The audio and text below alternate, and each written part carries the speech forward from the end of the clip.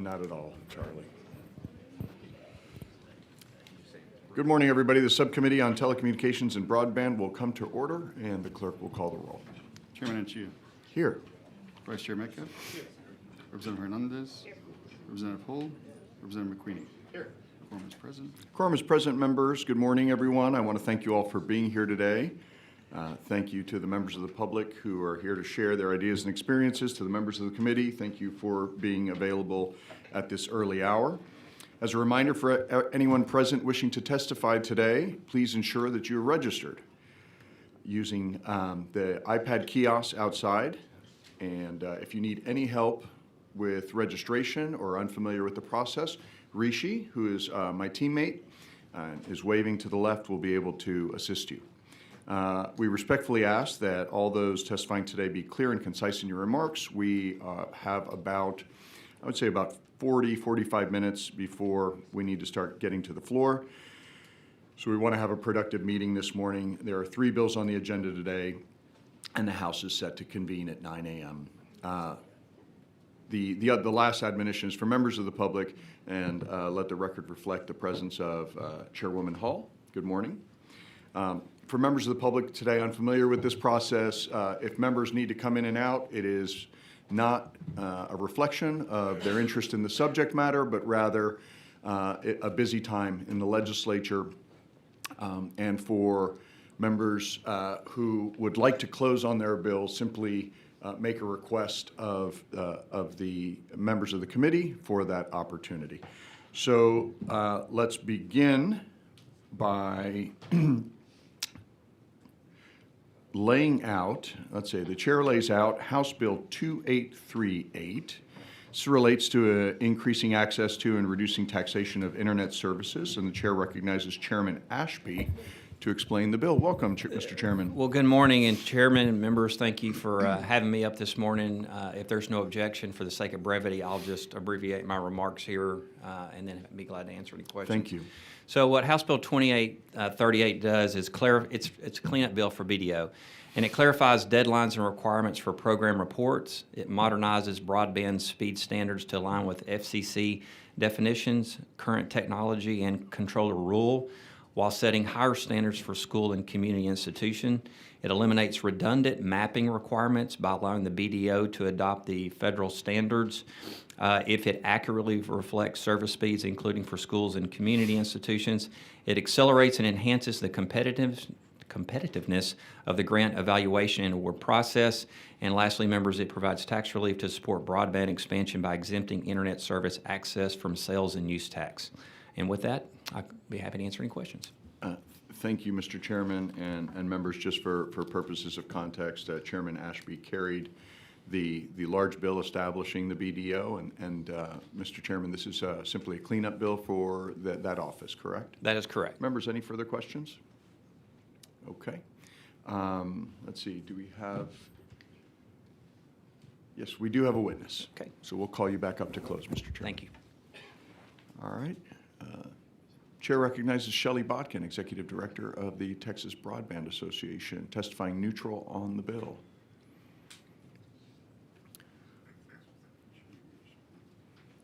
Good morning, Chairman and members. My name is Shelley Botkin. I'm with the Texas Broadband Association. I'm here on the bill by virtue of the as-filed bill is in front of you. We have been in good communication, and Chairman Ashby's office has done a great deal of work. And so we just wanted to thank him for his work, but at this time, for the bill that's in front of you, we just wanted to be on, and thank you all for your time. Thank you, Commissioner Botkin. Members, any questions of the Commissioner? Thank you for being here today.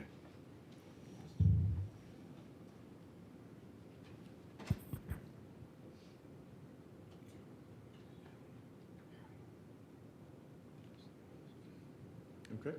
Well, let's go. We have, let's go ahead and call a panel up. All right. The chair calls up Greg Conti, Broadband Development Office Director at the Comptroller of Public Accounts, testifying neutral on House Bill 2838, and Margot Malik, Policy Advisor at the Comptroller of Public Accounts, also testifying neutral on House Bill 2838. Welcome. Good morning. Good morning.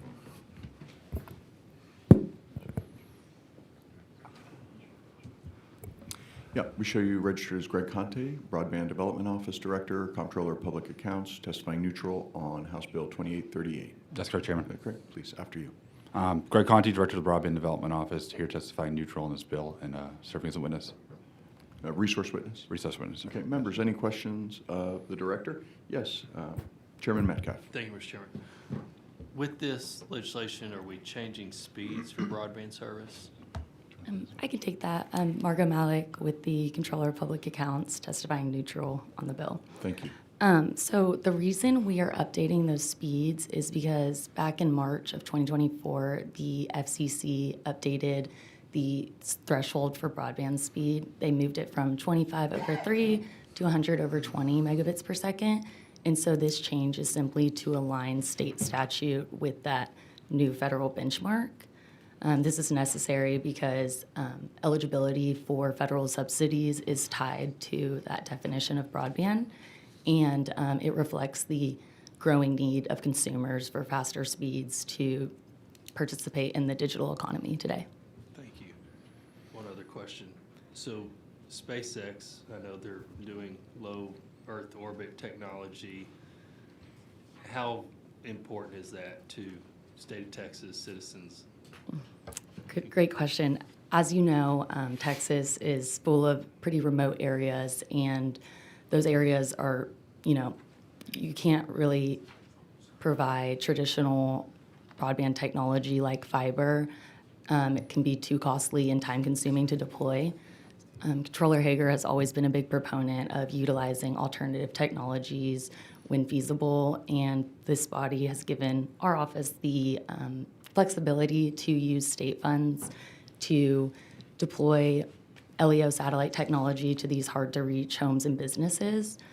And the bottom line is sometimes LEO satellite can just be the most affordable and quickest way to get these sparsely populated areas connected without having to dig trenches and stretch fiber cables across hundreds of miles. Makes sense. Thank you very much. Thank you. Mr. Chairman. Thank you. And could you just talk a little bit about the ongoing procurement in Jeff Davis County? Talk a little bit about what the office is trying to achieve there, the coverage of that project, and it's a pilot program, correct? Absolutely, Chairman. And it is an active solicitation. So we published a solicitation on April 9th. We're accepting applications from providers who provide LEO satellite service. And we're looking initially on the first phase of this within areas of the state that we've actually conducted previous grant rounds and opened those up for all wire technologies, whether it's fiber optic through Boot 2, and even areas that include the first round of the Boot program, the Bringing Online Opportunities to Texas Last Mile grant program, where we didn't receive formal bids in those locations. These are areas that have, a cost to connect these locations north of $120,000 per location. So the idea here is to utilize this alternative technology through LEO satellite service to connect those locations. And as you're looking out a few years, what does the marketplace look like? Do you think we'll have multiple market participants that will be able to offer these services to a state government like Texas? It certainly appears that way, Chairman. I mean, we have, obviously Starlink is, I think, the common, provider in that area. But just recently, I think within the last week or so, Amazon has begun launching satellites as well too. We have other smaller private providers who are providing services to DoD and things like that as well too, who may be breaking out to the private area. So I think in the next probably several years, we'll probably see more participants in that area. Thank you. Members, any other questions? Thanks for being here today. Absolutely. Thank you. Is there anyone else wishing to testify on, for, or against House Bill 2838? Seeing none, the chair recognizes Chairman Ashby to close. Thank you, Mr. Chairman and members. Appreciate your time. Just a comment here based on your questioning. I'm proud, and I hope you are, that we here in the state of Texas, we're technology agnostic on internet service providers. We just want Texans to be served. And so I appreciate your leadership. And if there are no questions, I close. Thank you, Mr. Chairman. Members, any final questions? Thank you. Thanks for being here today.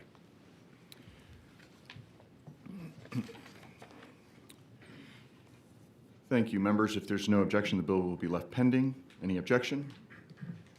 All right, the chair hears none, and the bill is left pending. All right. Members, putting out an APB for Chairman Landgraf. He did say he communicated and said he is on the way. So we'll give him maybe a minute. And if not, we'll get going with the next bill.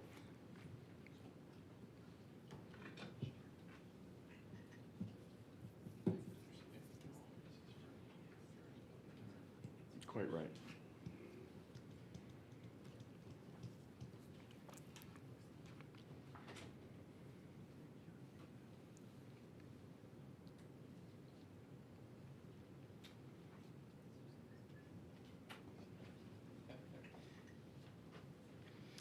He only has one witness.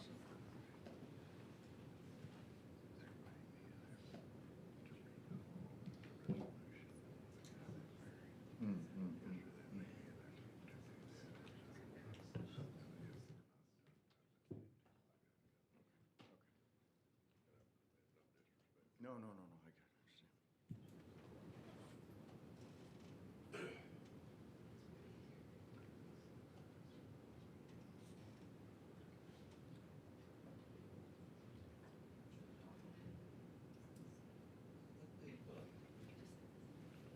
it. The chair lays out Senate Bill 924 by Senator Hancock.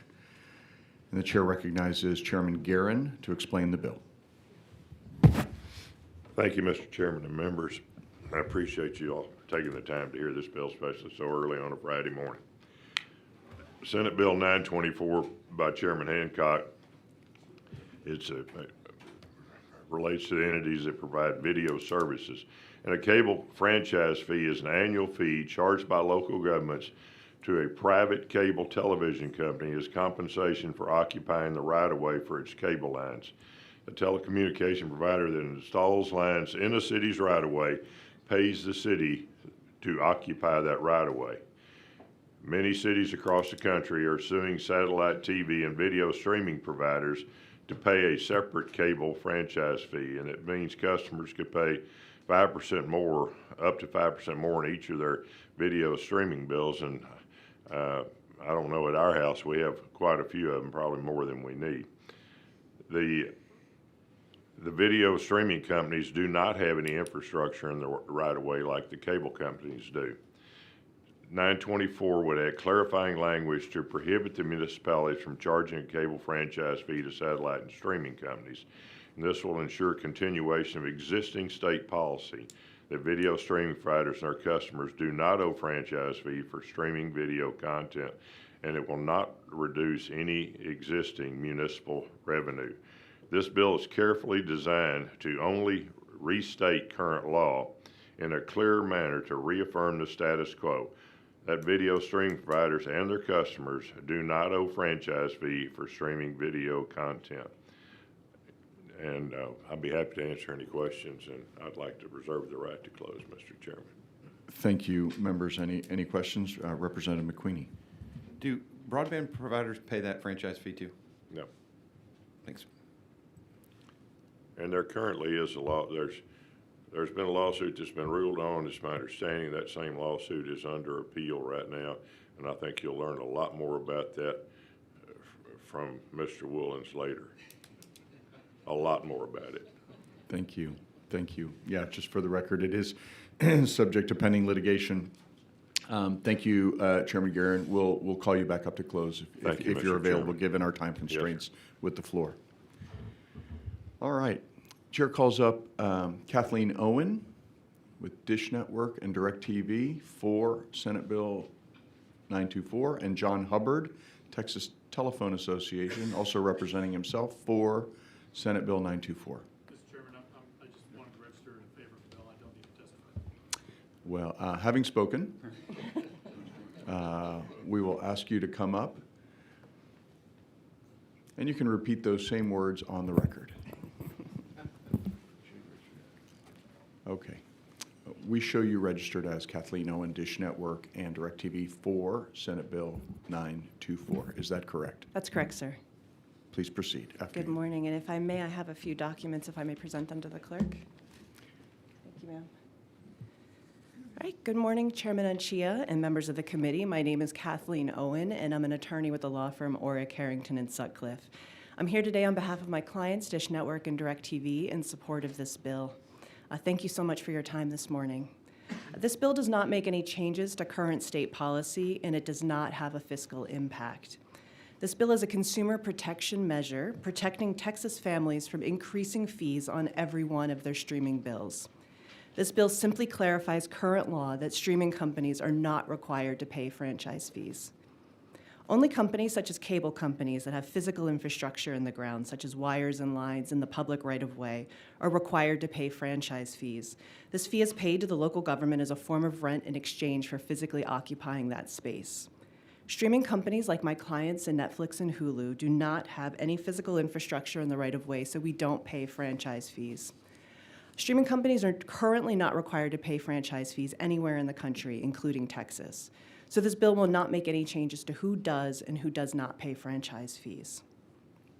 But if this bill does not pass, Texas constituents could be required to pay 5% more on each and every one of their video streaming bills in the near future with no limit. Starting in 2022, we've already passed bills in 14 states making this simple clarification. Thank you again for your time. Members, any questions? Chairman Metcalf.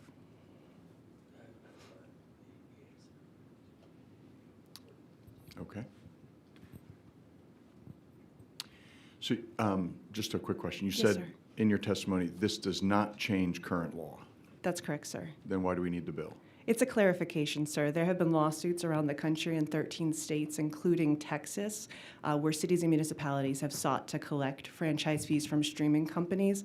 So we are simply working to clarify the law as it currently exists. Okay.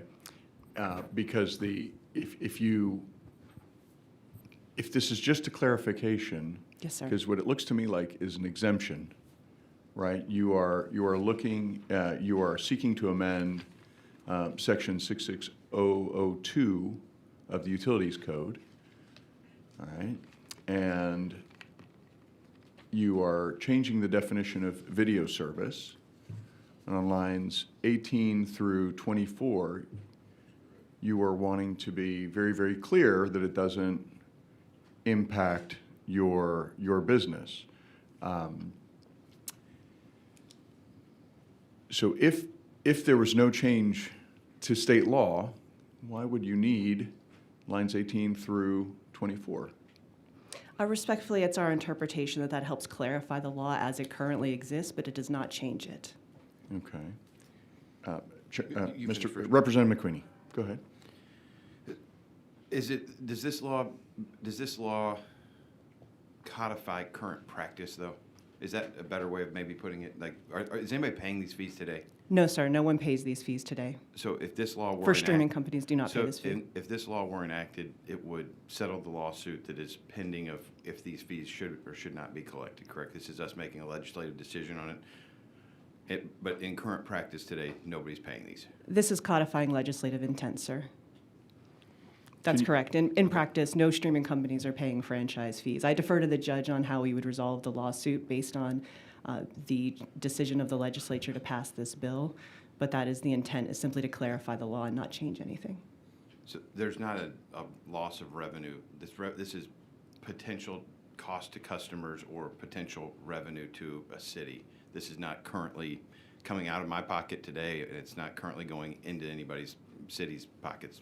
That's correct. The cities are currently not collecting franchise fees from streaming companies, and so you're not paying for that additional fee on your streaming company bills. But if the lawsuit were to be successful and this bill were not to pass, you could pay 5% more on every single streaming bill that you have. And if this law were not enacted, that would be up to the municipality's decision if they were going to do it, correct? That's kind of where it would come from? So right now, the municipalities can't collect this fee. They are suing to try to collect this fee, but they cannot currently collect this fee. Thank you, Mr. Chairman. Chairman Metcalf. So I remember this legislation from last session. Yes, sir. Is, Sorry if I'm sorry. no, you're good, you're good. Was the lawsuit present at that time, or is this a new lawsuit? It was present at that time, I believe. What change, is this bill similar, same as last session? I believe it is the same. There could be a small, change in wording somewhere, but the intent of the bill is the same as it was then. All right, thank you. Thank you, Yes, Mr. sir. Chairman. Members, any questions? All right. Chair recognizes John Hubbard, Texas Telephone Association, also representing yourself, for Senate Bill 924. Is that correct? That's correct, Mr. Chairman. After you. I'm John Hubbard with representing Texas Telephone Association. I apologize. I meant to actually say that I did not need to testify this morning, and I don't want to take up the committee's time, and I appreciate that. Thank you very much. Thank you, members. Any questions? Thank you for your testimony. Thank you, sir.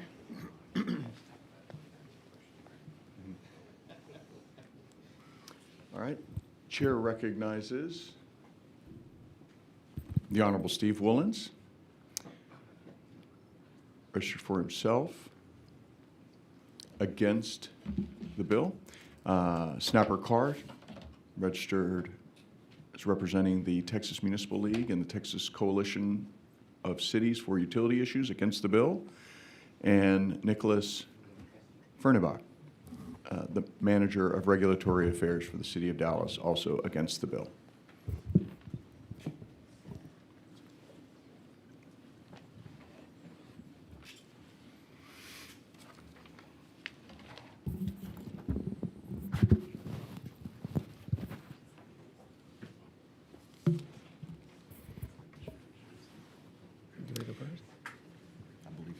You're registered as Steve Woolens, I am.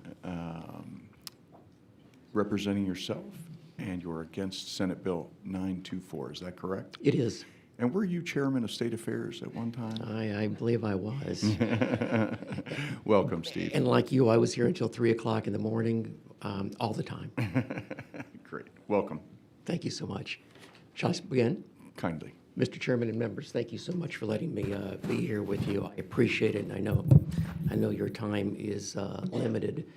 Let me briefly say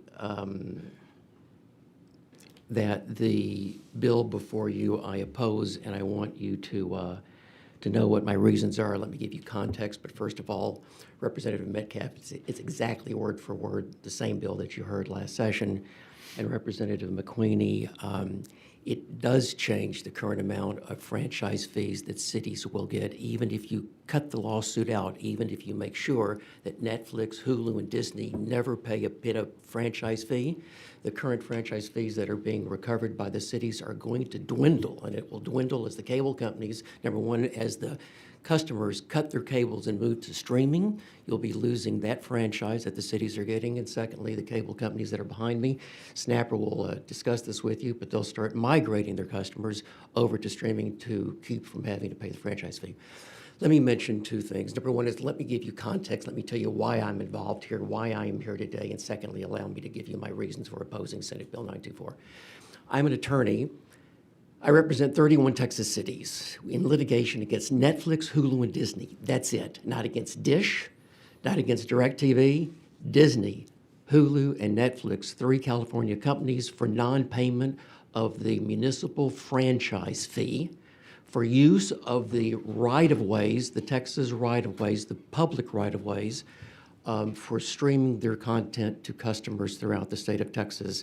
These 3 companies have never applied for a certificate of franchise, nor have they ever paid a penny in franchise fees to the cities.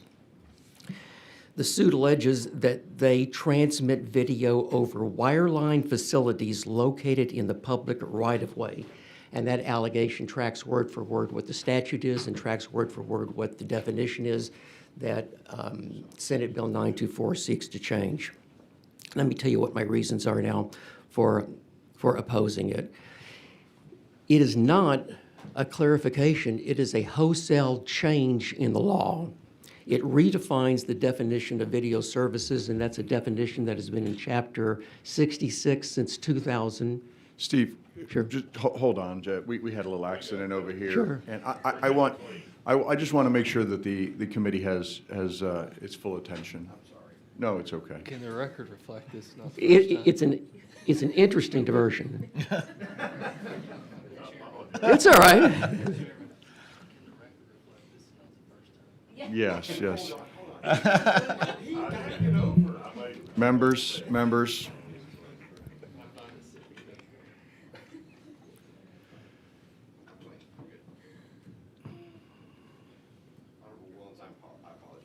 It's all right. He's done that before. All right, let me continue. As I mentioned, these three companies have never applied for the franchise fee. They have been using the public right-of-way. They've been using the streets. Disney has been using it for 5 years. Netflix has been using the Texas streets for 18 years. Hulu for 11 years. They've never paid the franchise fee, although they connect to the right-of-way. This is not a clarification of the law. It is a wholesale change in the law that has been the statute for 20 years, since 2005, when State Affairs passed this. It redefines the definition of video service, since it was codified 20 years ago, to exclude streaming content from the definition that allows companies like Disney, Hulu, and Netflix to use the public right-of-way without having to pay for it. And let me show you how, if you don't mind. If you were passed out a spiral, and if you would look at tab 1, please. Tab 1 is Senate Bill 924.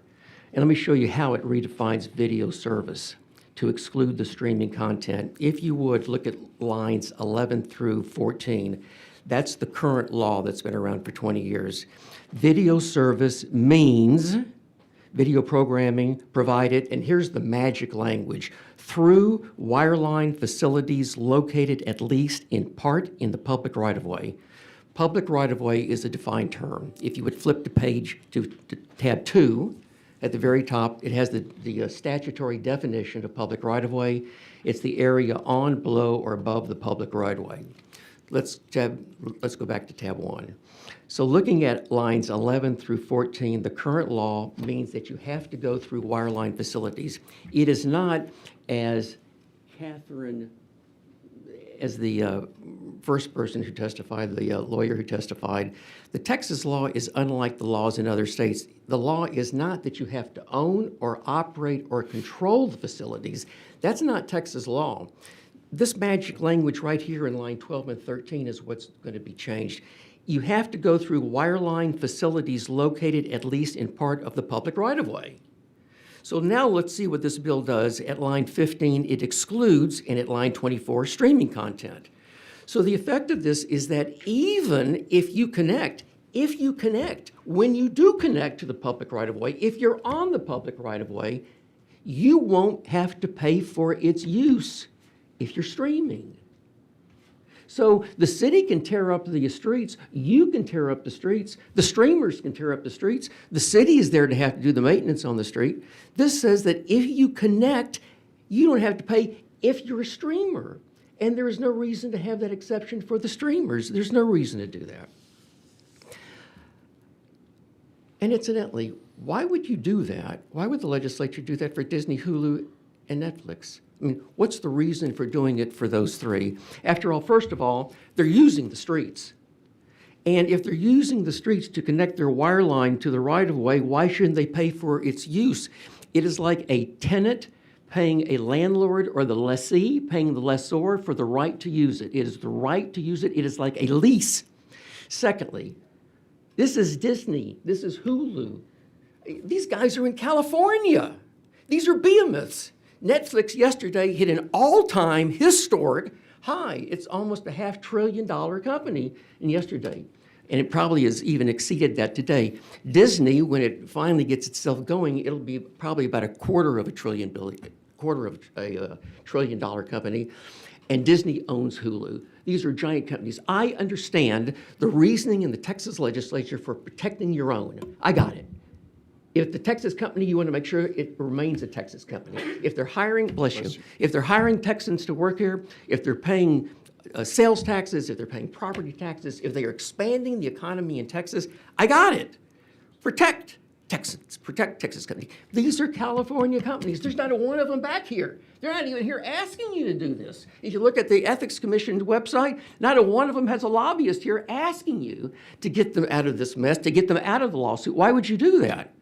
I mean, you don't need the legislature to do that. Let the courts figure out what was meant in the law when it was passed 20 years ago. That's number two. Third, why interfere with ongoing litigation? Let the courts take care of it. The Federal Trade Commission has a rule, has a practice that they don't interfere with ongoing litigation. They don't do that. And the Office of the Attorney General of the state of Texas, I think, has the same policy. You can't go and ask for an opinion and interfere with litigation. And fourth, how is this helping your constituent? It's not helping your constituent at all. They're not paying. These guys are increasing their subscription fees all the time. Netflix, their standard subscription rose 94% from 2011 to 2023. The premium rose 92%. Disney's premium has gone up twice. If the bill passes, if the bill doesn't pass, you're not helping your constituents. It's the prerogative, of course, of Disney and Hulu to raise their subscription fees as much as they want. It's their prerogative, and it's the prerogative of your constituent whether to subscribe to Netflix or Hulu or Disney. And it's the prerogative not to do it, Representative Guerin, if you got too many of them. But let me tell you what's not the prerogative. It is not the prerogative of your constituent not to pay the tax. When they are tearing up, and I mean tax now, not fee, I mean the tax that they have to pay to maintain the roads. The cities that are behind me who are here to testify against it, they're having to pay to fix the streets that have to be maintained when these folks are connecting to the public right-of-way. You can decide not to subscribe. You can decide not to pay the subscription. You can decide not to pay any of the other fees on top of it, but you don't have the prerogative to not pay the tax to repair the street. Let me mention one more thing, and then I'm going to shush. The issue goes beyond money.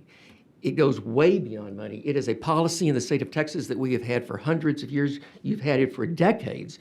This violates longstanding Texas policy regarding property rights. The rights of landowners from the wrongful taking of their property. It's a notion of trespass. These guys are using it. We allege that they're using it, and why shouldn't they pay for using it? And Texas has got a policy not only for the protection of private property rights, but has a policy for the protection of public rights. And there are two provisions in the Texas Constitution, and they are at tab 3 of the notebook that I passed out. And you'll see it's Article 11 and it's Article 3. And I'll focus on Article 3, but they essentially say the same things, but it's 3. You'll see I've highlighted it. The legislature shall have no power to authorize any city to grant a thing of value to any individual, association, or corporation. You can't take private property. You shouldn't take public property. This issue should remain with the courts. And thank you for your time. Members, any questions? Representative McQueen. What physically are these companies putting in the right of way? Well, they're streaming in the right of way, and what we allege. Is there anything physical, or, I mean, cable companies, broadband providers, these guys pay, they pay rent, I get it. What physical infrastructure, physically? They connect their cells to the public right of way. But Representative McQueenie, in the litigation, it tracks the language of this definition here. It tracks it word for word. It says that they provide their services through wireline facilities. If they did not connect to the wireline facilities, all they have to do is ask for a motion for summary judgment saying that they don't do this. That is not the situation in this litigation. They have not alleged that they do not connect to the wireline facilities. Whatever the facts are, whatever anybody says, it's alleged that they connect in part to the public right-of-way through wireline facilities. However they do it, they do it. How long has this litigation been going on? I think for 3 years. Did the cities seek you out, or you sought out the cities? I'm just curious how this thing got started. It was a little bit of the cities coming to me and visiting, and I think it got started in other states where this litigation was going on. And it gets widely reported. It's widely reported in the magazine for municipal lawyers. It's reported in all of the associations that represent cities. The other litigation. But what makes Texas different is that when this legislation was passed in 2005, it's the first time in any state in the United States where there is a consolidation for getting a certificate of authority statewide. It had never happened before. And it was put together because of the work by AT&T, David Brown, and the Texas Municipal League with this fellow right here. Okay. I was here for that consolidation. Steve, the hook, the thing that hooks them into the public right-of-way, what technology is that? It's a cell that It's they like a little use to connect. transponder? It's a transponder, it's a cell. I am not a technological genius about this, but it is factually correct, and the 3 companies that we've sued have not denied it yet. Right, so they've stipulated. And so as I'm looking at this, the statute is triggered by the magic words that includes the word located. Yes. Right? Located. You have to be Locate, yes. located at least. Yes. At least in part. Yes, So if even if you had like a bubble gum and paperclip located at least in part in the public right of way without regard to delivery technology. yes. And I'm not So saying you that. could hire somebody with a dish, with a little, I don't know, so a cardboard piece of paper that sought to get a signal at the top. As long as they're located in the right of way, they're covered by the statute. Yes, they are.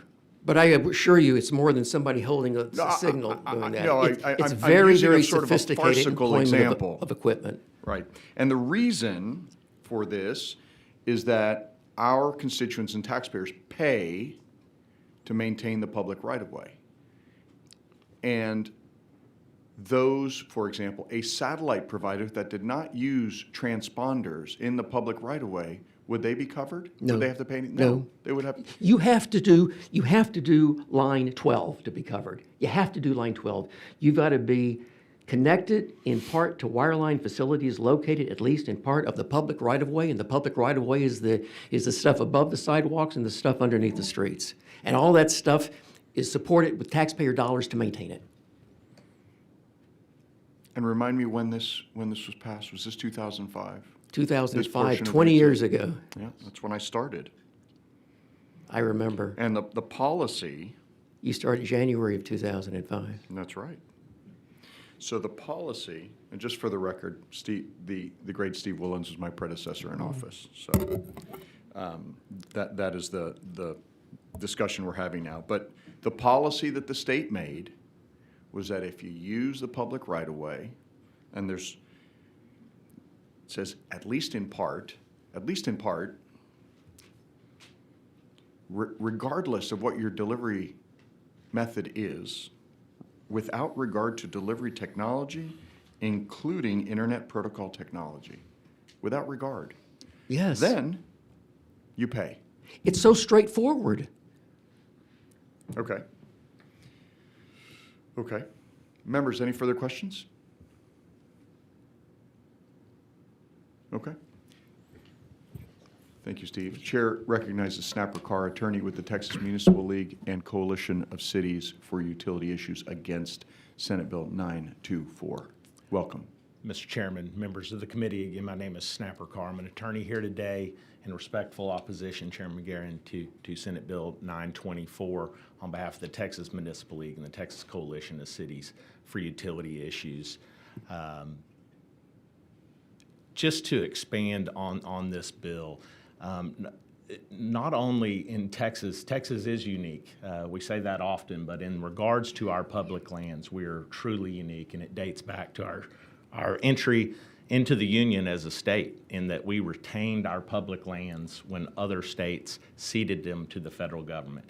It's the very reason that we don't see large swaths of Bureau of Land Management federal properties throughout the state of Texas like you would in Colorado or other western states where you see these federal properties. We kept them. It's been very beneficial, and it was based on the fact, and our Constitution enshrines, that the citizens of Texas, not cities, not the state, but the citizens of Texas should reap the benefit of the value of their public lands, and they should have open access to them too.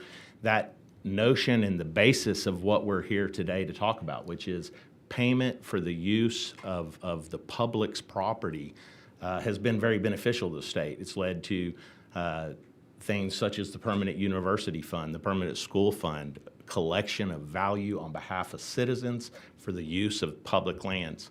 Cities are not only required to maintain and manage as a fiduciary for the citizens this public land, they're also charged, and Representative McQueenie, it goes to one of your questions, a requirement to seek value, to get fair market value compensation for use of that public land.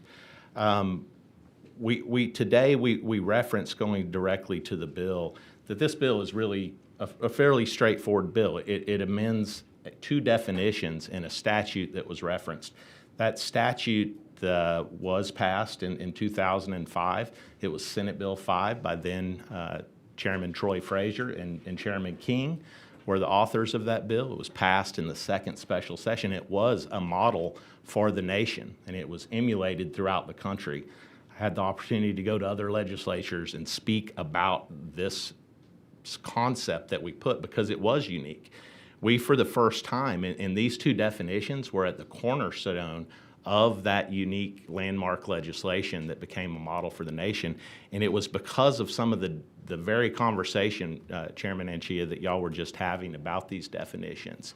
We, for the first time, said it doesn't matter what technology you're using, because in 2005 it was rapidly changing. We didn't have all of this. This bill was passed as a precursor to the rollout of AT&T's UVerse product at that time. And it was very clear. We wanted a physical nexus to the right-of-way. You had to physically be occupying and using the right-of-way. And then it didn't matter what technology. And at that time, we referenced a little bit dated term, Internet Protocol technology. But the idea was things are going to be moving over the Internet. Our biggest concern, and certainly we agree that this moves the lawsuit in a direction that it interferes with pending litigation. That's really the second half of the bill, the video service definition. I would say the larger concern, and maybe what you all have heard about risk to immediate revenues, not prospective, but fees that are being paid currently, millions of dollars in right-of-way rental fees that are being paid to these cities for use of the public's land, is at risk because of that change in the cable service definition that's at the top in lines 7 through 10. And that is a giant exception to existing users, legacy cable providers in particular, to be able to not pay their existing obligations. And our conversations with the authors of the bill, that is not their intention. Unfortunately, when this provision coupled with federal law, which was referred to earlier, which says if you're an internet service provider, you do not pay a franchise fee to any jurisdiction, nor to the state. So for example, I receive Google Fiber. It's just an internet backbone. Google doesn't pay a franchise fee, and I'm not charged one either. That's because of the federal preemption. When you look at the cable service definition change, and you see that it says it will exempt anything that you can receive over an internet backbone, that really wipes out the entirety of what is currently collected, which would put at risk millions of dollars of existing fees, not just those fees that have been discussed. in regards to the pending litigation. It's, I think, important to note that there are two other bills that have been considered in this space that have been ruled unconstitutional by the state courts that have led to direct, and they were in violation of those very constitutional provisions that Chairman Woolens referred in his testimony, which are referred to as the anti-Texas public gifting statutes. We believe with these definition change, this statute would also have similar issues. Happy to answer any questions. Thank you, members. Cognizant of the short time, I want to get through this panel. Any questions? Okay. Thanks for your testimony. Chair recognizes Nicholas Fehrenbach, Manager of Regulatory Affairs for my city of Dallas, for the city of Dallas, against Senate Bill 924. Thank you, Chairman, committee members. My name is Nicholas Fehrenbach. I represent the city of Dallas. I've been in utility regulation with Dallas for over 30 years. And there's a long history of charging franchise fees for use, not physical occupation of the right-of-way. Starting in the early 90s, we were franchising competitive access providers. These were phone companies that were providing competitive access. Whether they owned the lines they put in the right-of-way or whether they leased network elements from the incumbent, they paid a franchise fee. After the 86 Telecom Act, when we deregulated phone companies, had competitive phone companies, again, they got franchises to use the right-of-way, whether they owned those lines or whether they leased those lines from the incumbent provider or another provider. It was because they were using the right-of-way. House Bill 1777, which took away municipal franchising on the telecom side, said that phone companies have use of all public right-of-way, and you're going to pay a fee on one specific service. Not everything you do in the right-of-way, but one service called an access line. That sounds like a physical thing, but it's not. It's a service you provide, whether that's a twisted pair of copper in the line or if it's a virtual transmission path, you're using the right-of-way, and that's a service.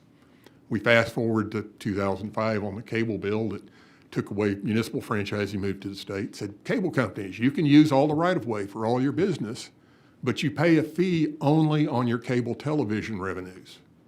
You don't pay on your internet service. You don't pay on alarm monitoring. The other services, you don't pay on that. It's just on the cable service. So they're using the right-of-way and they pay on one small service. The streaming video companies, they're using the right-of-way. That signal is going over a wire that's in the street, whether that's a phone company provided internet connection or a cable company provided internet connection. That signal is traveling through a wire in the street. They are using the public rights-of-way. Now then, we even get more complicated. If you go to the websites for any of the cable providers in Texas, Spectrum, Charter, Frontier, AT&T, and try and sign up for cable service, you are going to be directed to their streaming service. They don't sign up new customers for cable. They sign them up for streaming services. Now, I can't tell you if they're doing that because it's a better technology, and if that's a better technology, great, no problem. But if this bill passes, those companies that are tearing up our streets, installing the infrastructure, will not be paying on that video programming that's streaming, so the cable franchise fees will go away.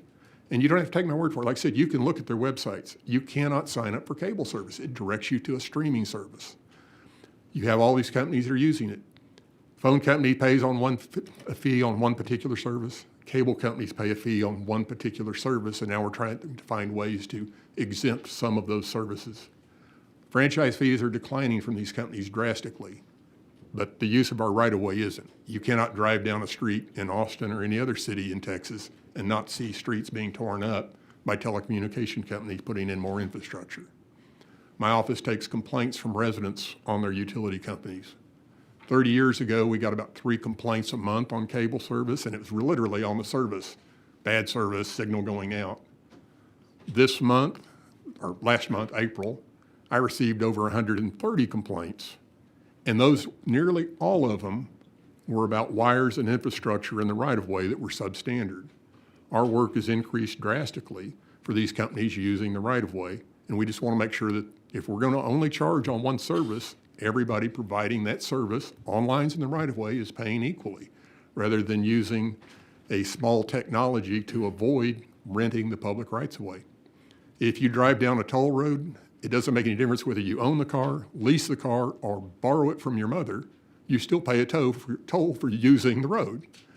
The streets are there primarily for traffic, but these companies are using it for profit, to make a profit, and they should pay for the use of that public right-of-way. Thank you, Mr. Fehrenbach. Just one quick question, and then I want to defer to the rest of the members. If I am a streaming provider and I broadcast my signal up to a satellite and then directly to the home of my customer, am I in the public right-of-way? No, And if I do that, would I pay this fee? no.